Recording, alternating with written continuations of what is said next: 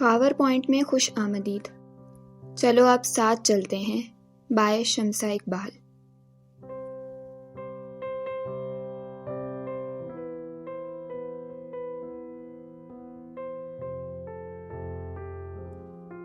قسط نمبر 4۔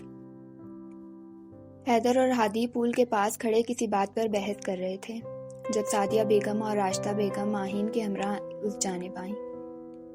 کچھ دیر کھڑے رہنے کے بعد وہ آگے کو بڑھ گئیں، جبکہ حیدر ماہین کو ساتھ لگائے کھڑا تھا۔ اسے ماہین سے بے انتہا محبت تھی۔ ماہین بھی بھائی پر جان چھڑکتی تھی۔ ہادی مڑ کر ایک طرف جانے کو ہی تھا کہ حیدر نے اس کی توجہ ہاتھ کے اشارے سے ایک جانب مبذول کروائی۔ پول کے پاس ساتھ اپنے سے کافی فاصلے پر کھڑی ایک لڑکی سے اشاروں میں بات کرتا ہوا الٹے قدموں سے چل رہا تھا۔ ماہین نے اسے روکنے کے لیے منہ کھولا ہی تھا کہ حیدر نے اس کے منہ پر ہاتھ رکھ کر روک دیا۔ حیدر بھائی ایسے مت کریں، منع کریں اسے۔ ماہین نے اس کے بڑھتے قدم دیکھ کر دہائی دی، مگر ہادی اور حیدر مسکراتے ہوئے اگلے لمحے کا انتظار کر رہے تھے۔ اگلے ہی لمحے ماہین نے اپنی آنکھیں بند کر دی۔ پول کے پانی میں ایک دم ارتعاش پیدا ہوا۔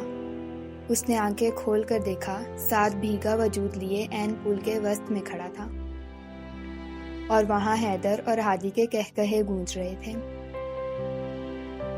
ساتھ کی شکل دیکھ کر ماہین کے لیے بھی مسکراہٹ ضبط کرنا مشکل ہو گیا۔ ساتھ چہرہ پھلائے پانی میں کنارے کی طرف بڑھا۔ حیدر اور ہادی کے علاوہ باقی سب بھی وہاں آ گئے۔ حیدر نے آگے بڑھ کر ہاتھ اس کی جانب بڑھایا۔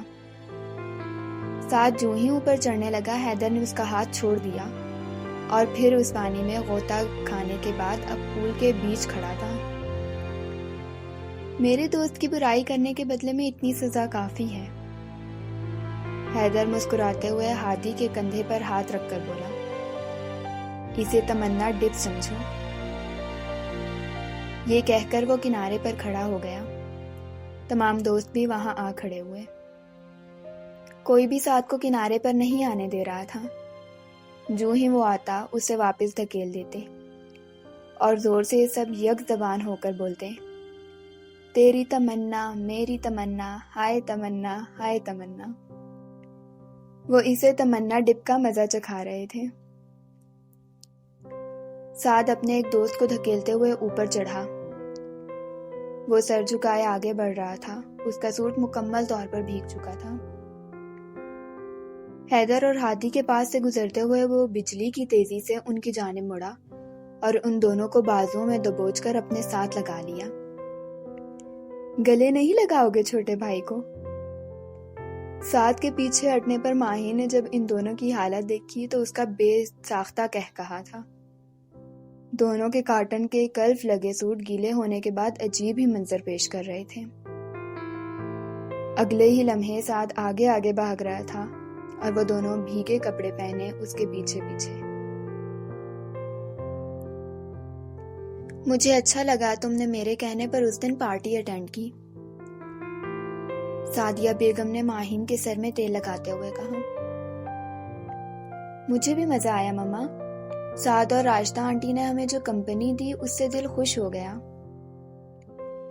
ماہین نے بھی اپنا خیال ظاہر کیا۔ سعد ماشاءاللہ بہت اچھا اور زندہ دل لڑکا ہے، سب میں گھل مل جاتا ہے۔ ہادی بھی بہت اچھا ہے، اتنے عرصے بعد ان سب سے مل کر اچھا لگا۔ وہ لوگ اب یہاں شفٹ ہو گئے ہیں، سیکٹر 4 میں، انہوں نے ماہین کو بتایا۔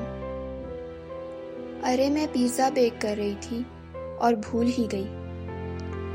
وہ جلدی سے ہاتھ دھو کر کچن کی طرف چلی گئی۔ ماہین بھی اپنے لمبے بال جوڑے میں سمیٹ کر اٹھ گئی۔ بیل کی آواز پر اس نے کچن کی جانب دیکھا۔ سعدیہ بیگم مصروف تھی۔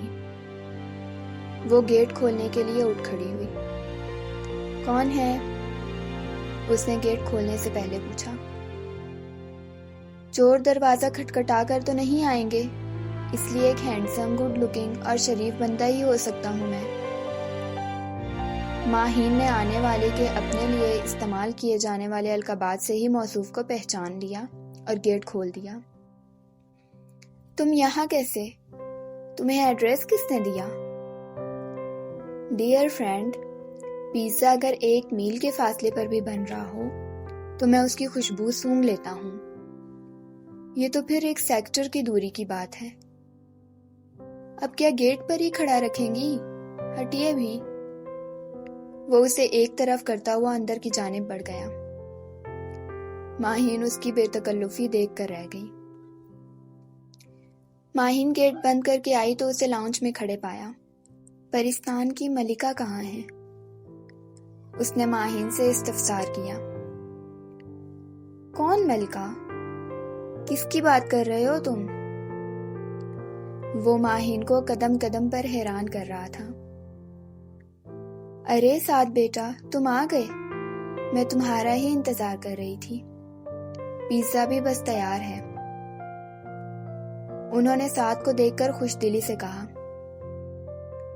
سعد نے ہاتھ میں پکڑا بوکے ماہین کو پکڑایا اور اس میں سے ایک ادھ کھلی کلی نکال کر گھٹنوں کے بل سعدیہ بیگم کے سامنے بیٹھتے ہوئے انہیں پھول پیش کرتے ہوئے بولا، ایک ہینڈسم شہزادے کی طرف سے پرستان کی خوبصورت ملکہ کے لیے اسے قبول کیجیے۔ وہ اپنی اداکاری کے بھرپور جوہر دکھا رہا تھا۔ سعدیہ بیگم نے شکریہ ادا کرتے ہوئے وہ تھام لیے۔ مما، آپ نے اسے یہاں بلایا تھا؟ ماہین نے سعدیہ بیگم سے پوچھا۔ ہاں ماہی، میں نے کہا تھا اسے گھر میں بیک کیا ہوا پیزا پسند ہے، اس لیے آج میں نے اسے انوائٹ کیا تھا۔ ماہین کو جواب دیتے ہوئے وہ اٹھ کھڑی ہوئی۔ حیدر شام کو آئے گا، وہ ہادی کے ساتھ گیا ہے۔ تم لوگ بیٹھو، میں پیزا لے کر آتی ہوں۔ وہ جانے کو تھیں جب سعد نے انہیں روک لیا۔ پیزا یہ میری فرینڈ لے آئیں گی، آپ بیٹھ کر مجھے کمپنی دیں۔ اس نے ماہین کی طرف دیکھتے ہوئے کہا تو ماہین پیزا لینے چلی گئی۔ کھانے کے دوران بھی وہ انہیں اپنی باتوں سے دونوں کو انجوائے کرواتا رہا اور انہیں اپنے عظیم کارنامے سناتا رہا۔ میں جب کیڈٹ شپ میں تھا تو اس وقت بھائی کیپٹن تھے اور میں ان کا نام استعمال کر کے ہر جگہ فائدہ اٹھاتا تھا اور انہیں خبر بھی نہ ہوتی تھی، وہ مزے سے بتا رہا تھا۔ ایک دن میں کھانے پر لیٹ ہو گیا، جانتا تھا کہ اب کھانے کو کچھ نہیں ملنے والا۔ میں نے یہاں بھی بھائی کا نام استعمال کرنے کی غلطی کر دی۔ ڈائننگ ہال کی ریسیپشن پر کال کی۔ آگے سے جس نے کال اٹینڈ کی اسے میں نے سلام کرتے ہی کہا کہ میں کیپٹن ہادی کا بھائی بات کر رہا ہوں۔ وہ آگے سے کچھ نہیں بولا۔ میں سمجھا یہ بھائی کا روب ہے اس پر۔ میں نے اسے کہا کہ اگلے 10 منٹ میں وہ کھانا میرے کمرے میں پہنچا دے، بھائی میرے ساتھ کھانا کھائیں گے۔ کیڈٹ سعد، آپ اگلے 2 منٹ میں یونیفارم پہن کر مجھے گراؤنڈ میں رپورٹ کریں۔ فون سے آنے والی بھائی کی آواز سن کر میرا حلق تک خشک ہو گیا۔ اصل میں جب میں نے کال کی تب ہادی بھائی وہاں موجود تھے اور اس ریسیپشن والے نے میرا تعارف سنتے ہی فون انہیں تھما دیا اور میں نے انہیں کھانے کا آرڈر دے دیا۔ اس کے بعد رات 9 بجے سے صبح کے 2 بجے تک میں ایک ٹانگ پر باہر گراؤنڈ میں کھڑا رہا۔ اس کے بعد میں نے بھائی کا نام استعمال کرنے سے توبہ کر لی۔ سعدیہ بیگم اور ماہین کے کہکہے پورے لاؤنج میں گونج رہے تھے۔ جس طرح سے وہ چہرے پر معصومیت طاری کیے یہ دکھ بھرا قصہ سنا رہا تھا وہ قابل دید تھا۔ آگے بھی سنیے۔ ایک مرتبہ بھائی کو ایک سینئر آفیسر کی بجائے ایک بھائی سمجھ کر میں بغیر سلیوٹ کیے ان کے پاس سے گزر گیا۔ اس کے بعد انہوں نے مجھے روک کر ایک انگلش نیوز پیپر لانے کو کہا۔